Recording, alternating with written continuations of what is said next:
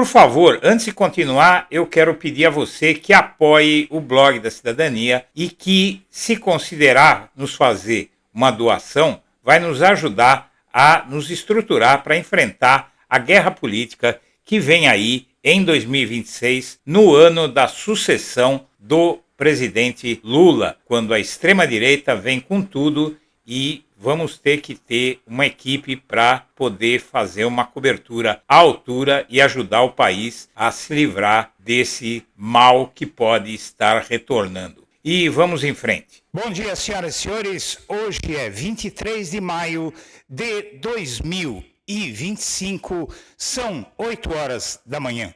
Minha amiga, meu amigo, o imbróglio envolvendo o ataque do governo dos Estados Unidos ao Poder Judiciário brasileiro, numa clara violação da nossa soberania, provocou que o sistema de justiça, o governo brasileiro, enfim, 2 dos 3 poderes construíssem um plano de ação para enfrentar a maior potência armada do mundo, ainda o país mais rico da face da terra, mas que tem colhido derrotas sucessivas, graças não só ao discurso assustador de expansionismo de Donald Trump, como também suas políticas agressivas com o resto do mundo. Os Estados Unidos estão sofrendo uma derrota muito grande para a China, que simplesmente ignorou as suas ameaças, e esse é o caminho de muitos outros países e agora também do Brasil, que pretende tomar atitudes contra o governo norte-americano e contra os seus agentes, que incluem Elon Musk e um dos Bolsonaro, o filho 03, o famigerado Eduardo Bananinha Bolsonaro, que abandonou seu mandato, fugiu para os Estados Unidos, temendo ser preso aqui no Brasil por conta das suas estripulias, e está lá conspirando com Donald Trump, não para fustigar apenas o STF. O Donald Trump não está dando atenção para Bolsonaro e para o filho dele, 03, que está lá nos Estados Unidos, Paulo Figueiredo, neto do ditador, Alan dos Santos, um bandidinho de 5ª categoria. Não, o Trump não dá bola para essa gente a troco de nada. Ele simplesmente tem um plano expansionista no melhor estilo do que existiu em épocas de triste memória em nosso país. E o STF já sabe como lidar com isso. E o governo federal também. Pela parte do governo federal, Musk vai ser expulso do Brasil se esses planos de atacar o Poder Judiciário brasileiro se concretizarem. Mas não vai ficar só nisso. O Elon Musk, com a Starlink, com o X, vai ser expulso do Brasil e vai passar a responder pela via do sistema de justiça uma ação criminal por conta do que está fazendo lá nos Estados Unidos. O Procurador-Geral da República já está entendendo desta vez que a situação é grave, o ataque é muito sério e não tenham dúvida de que uma ação penal vai ser aberta contra o Eduardo Bolsonaro, o que vai fazer com que ele permaneça em solo norte-americano.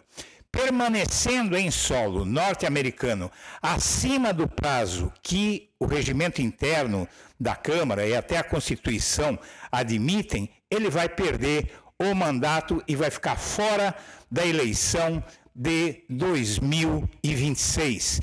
Então, só para começar, essa é a resposta do Brasil, mas não é só isso.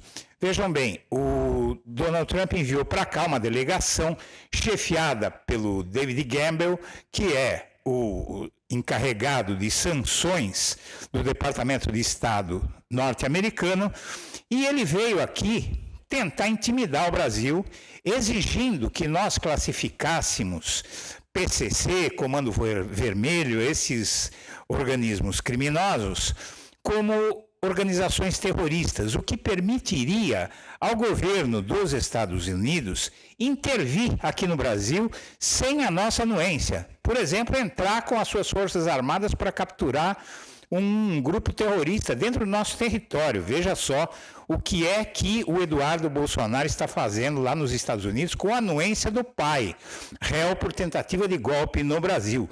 Além disso, eles estabeleceram um prêmio para ser pago a brasileiros que delatem terroristas atuando em território brasileiro. Então, minha amiga, meu amigo, a situação é muito grave e o Brasil vai reagir à altura, porque aí a situação já mudou de patamar e o risco de um golpe de Estado, sendo os Estados Unidos o agente de fragilização das instituições brasileiras, é muito mais provável. Agora, o sistema de justiça e os 2 dos 3 poderes decidiram reagir à altura. Tchau, seus golpistas malditos. Vamos ver a reportagem que eu preparei para vocês. Agora, quando você começa a fazer ameaças aos ministros do Supremo, começa a falar mentiras sobre o sistema eleitoral brasileiro, quando você começa até falar de familiares dos ministros do Supremo, né, instigando ali a reações que sabe-se lá até onde podem chegar, isso é outra coisa. Eu fui saber hoje lá no Supremo, é claro que o Alexandre de Moraes não está falando, o que ele comentou com os amigos dele, que não está nem aí, podem tomar qualquer decisão, é um fato lá dos Estados Unidos, e eu não tenho... Olha, não estou nem aí, na verdade, mas o que há também no Supremo é a constatação do efeito deletério do trabalho lá do deputado licenciado Eduardo Bolsonaro, que está nos Estados Unidos fazendo uma campanha contra as instituições brasileiras e particularmente contra o ministro do Supremo Tribunal Federal. A Alemanha, apoiada na teoria do espaço vital, adotou uma política externa expansionista na Europa. A proposta de Hitler, líder do país, era reconquistar os territórios perdidos após a Primeira Guerra Mundial e anexar comunidades estrangeiras com língua e cultura alemãs. Os dias vai ficando claro que o discurso expansionista de Donald Trump em relação à Groenlândia, maior ilha do planeta, não incomoda só os líderes europeus. Hoje quem entrou nessa conversa foi a Rússia. Os comentários recentes do presidente eleito dos Estados Unidos deixaram estarrecidos não só os habitantes da ilha do Ártico. 2 dias depois de Donald Trump dizer que não descarta o uso de força militar para tomar a Groenlândia, hoje foi a vez da Rússia. Nesta quinta-feira, o Kremlin disse que também tem interesses estratégicos naquele território. Donald Trump prevê uma reação de ministros do STF assim que sanções contra Alexandre de Moraes forem aplicadas e prepara um próximo passo que pode atingir outros magistrados da corte e também seus respectivos cônjuges. O Departamento de Justiça dos Estados Unidos mapeou quais ministros do Supremo brasileiro são casados com mulheres que possuem escritórios de advocacia. A Casa Branca estuda estender sanções financeiras às esposas desses ministros, como forma de reforçar as punições direcionadas a integrantes do STF. A gente preparou o que foi uma troca de uma conversa no Grok, que é exatamente a inteligência artificial do Elon Musk. E aí a pergunta que foi feita aí por um usuário: quem espalha desinformação no X? Diga lá para mim, Grok, você que é a inteligência artificial do Elon Musk. Aí tá ali a resposta. Elon Musk foi identificado como um dos maiores disseminadores de desinformação do X desde que adquiriu a plataforma. Musk fez inúmeras postagens que foram criticadas por promover ou endossar desinformação, especialmente relacionadas a eventos políticos, eleições, questões de saúde como Covid-19 e teorias da conspiração. Seus endossos ou interações com o conteúdo de figuras controversas ou contas com histórico de disseminação de desinformação também contribuíram para essa percepção. Bom, gente, vamos seguir com outro destaque aqui de São Paulo, de Brasília, porque olha só, após ameaças do bilionário Elon Musk, dono da rede social X, o antigo Twitter, o ministro do STF, Alexandre de Moraes, determinou a abertura de uma investigação contra o empresário e uma multa diária de R$100 mil para cada perfil bloqueado que ele tenta reativar de forma irregular. Nessa decisão publicada neste domingo, o ministro da Suprema Corte também incluiu Elon Musk entre os investigados no inquérito que apura a existência de milícias digitais. O governo brasileiro avalia rever todos os contratos firmados com a empresa Starlink em relação à geração de energia. A Starlink é uma companhia do empresário Elon Musk, que também é proprietário da rede social X, o antigo Twitter. Só um reparo, a Starlink de Elon Musk não trabalha com energia coisa nenhuma, como disse a jornalista da Revista Oeste, a revista bolsonarista do agro. A Starlink provê sinal de internet via satélite para regiões afastadas do Brasil, sobretudo nos rincões da Amazônia, e sua atuação é só numa área que representa menos de 1% da disseminação de sinal digital no Brasil. Mas vamos em frente. Como você vê, o Trump está fora de controle, isso todo mundo sabe, ele está atacando o mundo inteiro, mas para o Brasil ele tem um plano que parecia que ele não tinha planos para o Brasil, né? Mas no início deste mês que finda, ele tomou algumas medidas impressionantes que você vai ver nesta edição. Primeiro que ele, como eu dizia antes, não adianta nada ele atacar o Alexandre de Moraes, porque todas as decisões do Moraes são referendadas por todo o corpo do STF, com exceção dos 2 ministros bolsonaristas que tem lá. Mas, no caso, agora o Trump quer atacar as esposas, porque ele sabe que os ministros também não têm patrimônio lá, tem muito pouco, eles devem ter mapeado algum apartamento, alguma coisa, algum negócio que as esposas, que também são advogadas dos ministros do STF, possam ter por lá, mas isso realmente é bobagem, é infantilidade, mas o plano dele não é só esse, e o plano dele não visa ajudar o Bolsonaro.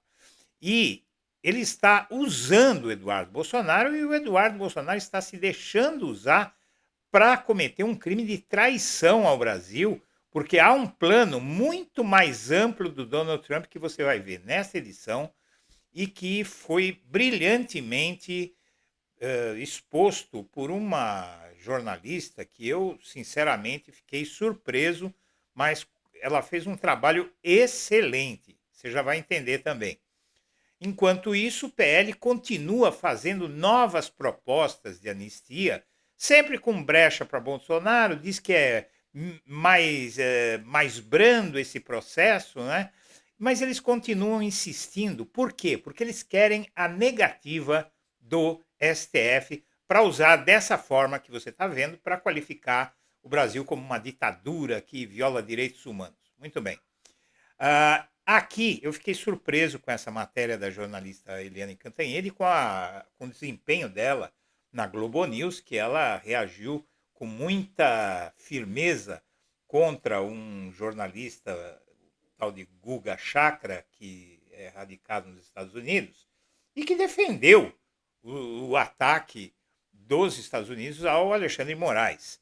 E ela colocou as coisas de uma forma muito mais ampla e que esclarecem algumas coisas que eu venho tratando aqui. Ela foi, inclusive, você vê, eu e Eliane Cantanhede tivemos vários desentendimentos, né, por conta que ela, quando casou com o marqueteiro do PSDB, durante os governos Lula e Dilma, ela passou a atacar furiosamente os governos Lula e Dilma, e eu tive um conhecimento com a Eliane Cantanhede que eu cheguei a prestar serviços para ela na Venezuela em 2002, quando teve aquela questão do Hugo Chávez lá, que tentaram derrubá-lo.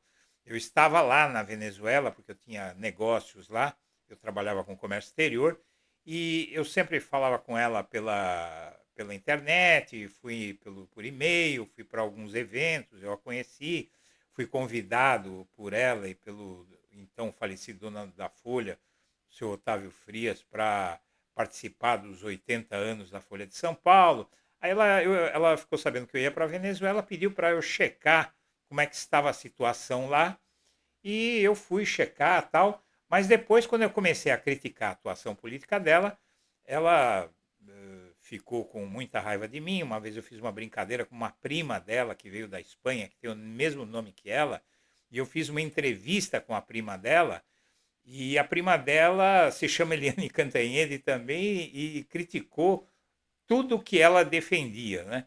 E ela falou que ia me processar porque eu escrevi entrevista com Eliane Cantanhede. Aí ela veio para mim e falou: eu vou te processar. Eu falei: então dá uma lida primeiro na reportagem, né? Ela foi lá e se surpreendeu que era da prima dela, não pôde fazer nada. Na minha matéria, eu coloquei no final da matéria que a entrevista era com uma prima dela, que era homônima dela, né? Mas, seja como for, depois, quando o Sérgio Moro mandou me prender por eu divulgar uma reportagem dizendo que o Lula ia ser alvo da Lava Jato, ia ser alvo de condução coercitiva, ela torceu para eu ser preso, tal, mas eu não posso deixar de dizer o seguinte: essa reportagem é muito boa, vamos entender. Trump e Brasil, quebra de confiança, relações azedas e incertezas pela frente. Já há 3 episódios em sequência para não deixar dúvidas da escalada contra o país em meio à pressão do deputado Eduardo Bolsonaro. O que ainda falta para admitirmos que a ação impatriótica do deputado licenciado Eduardo Bolsonaro está funcionando e há uma escalada do governo Donald Trump contra o Brasil. Uma escalada, aliás, que não é exclusiva, mas se expande por toda a parte, incluindo regimes sangrentos que promovam genocídio para criar um super resort em Gaza ou que deem aviões top de linha e boas perspectivas de negócios para Trump. Já há 3 episódios em sequência para não deixar dúvidas da escalada contra o Brasil. O mais recente veio do secretário de Estado Marco Rubio admitindo grande possibilidade de aplicação da lei Magnitsky contra Alexandre de Moraes, e que vem após a pressão para o Brasil passar por cima das próprias leis para classificar PCC e Comando Vermelho como terroristas, e a oferta da embaixada americana de 10 milhões para brasileiros que denunciaram a presença do Hezbollah na tríplice fronteira. Então é muito sério, o caso não fica só na questão do bolsonarismo. Veja, Elon Musk, ele ignorou conselhos para não se meter com Alexandre de Moraes. O inquérito das milícias digitais, que inclui o bilionário sul-africano Elon Musk, estava quase parado no STF até ele começar a aprontar. E aí o entorno de Musk tentou convencê-lo a não colocar mais lenha na fogueira com Moraes, sem sucesso. Ele continuou atacando e agora montou essa presepada contra o Alexandre de Moraes. Foi um grande erro, porque o Trump está fora de controle e o mundo está vendo isso. Uma hora ele quer anexar o México, outra hora ele quer o Golfo do México, outra hora ele quer anexar o Canadá, outra hora ele quer anexar o Canal do Panamá, outra hora ele quer anexar a Groenlândia.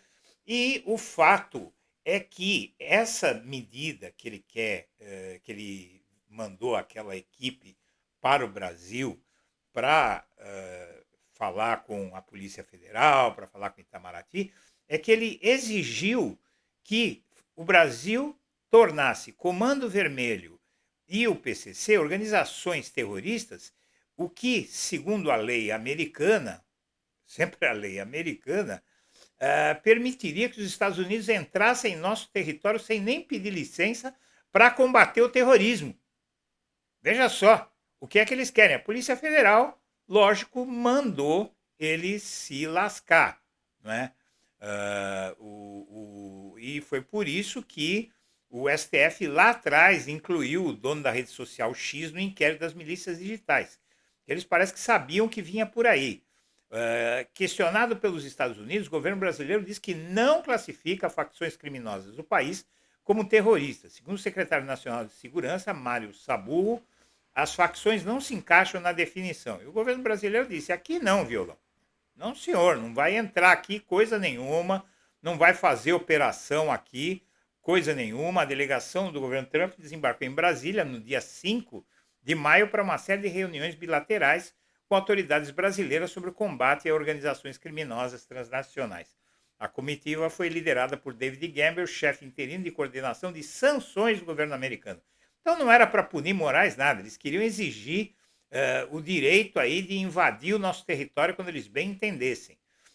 E os Estados Unidos estão oferecendo recompensa de $10 milhões por informações sobre Hezbollah na região da Tríplice Fronteira, da qual o Brasil faz parte. O Lula orientou o Itamaraty a reagir com firmeza a essas ameaças do Donald Trump. E o líder do PT ontem pediu a prisão de Eduardo Bolsonaro, alegando atentado à soberania nacional. Veja bem, minha amiga, meu amigo, faz algum tempo o mesmo Lindenberg Farias fez esse pedido e o Supremo negou, atendendo o pedido da PGR, que pediu ele pediu a retenção do passaporte do Eduardo Bolsonaro e a prisão preventiva. Foi algo que foi uma bobagem, porque, você veja bem, não adianta você pedir a prisão dele, porque ele está fora do Brasil, nem retenção do passaporte, porque ele já está fora do Brasil. E aí ele fica lá. Quando ele soube que, da outra vez que o PT tinha pedido a prisão preventiva dele, ele achou que o STF ia aceitar e falou que constituiu residência lá, montou todo o seu esquema para ficar morando lá, não é? Foragido, como o Alan dos Santos, como o Paulo Figueiredo, mas aí agora a coisa vai ser diferente, porque as ameaças bateram no STF e o PGR, falando ou não falando a mesma coisa, o STF não precisa seguir o PGR, mas o PGR também está aí na organização de um sistema de defesa contra o ataque à nossa democracia, e ele sabe muito bem, o STF sabe muito bem, o governo Lula sabe muito bem, que se o Trump conseguir, com a ajuda desse meliante, chamado Eduardo Bolsonaro, enfraquecer as nossas instituições, aqui pode ter um golpe militar, porque ainda tem muito golpista nas Forças Armadas. Podem derrubar o Tomás Paiva ali e dar um golpe, né? O Eduardo Bolsonaro, porém, ele vai ser alvo de uma outra ação do Supremo, é o que eu apurei e eu vou passar para você. O Eduardo Bolsonaro ele só pode se licenciar por 4 meses sem perder o mandato. O deputado federal Eduardo Bolsonaro anunciou que ia ficar lá, mas ele só pode ficar 4 meses longe do mandato. Não tem outra prorrogação. Então o STF vai simplesmente abrir uma ação penal contra ele, vai ser aberta essa ação penal, não com pedido de prisão preventiva, mas vai ser aberta uma ação penal. Ele provavelmente vai ser incluído também, junto com o Elon Musk, no inquérito das milícias digitais. E aí ele vai continuar nos Estados Unidos, porque ele sabe que se vier para cá ele pode ser preso. E aí o mandato dele vai expirar. E aí, ele perdendo o mandato, ele não, e tendo risco de ser preso aqui no Brasil, ele não vem para a eleição do ano que vem. Vai ser um belo revés para ele, que segundo o Ciro Nogueira, do PP, aliadíssimo do bolsonarismo, ele estava pensando em voltar. Já era. Bananinha, você não vai voltar e o seu pai vai para a cadeia. Você vai depois.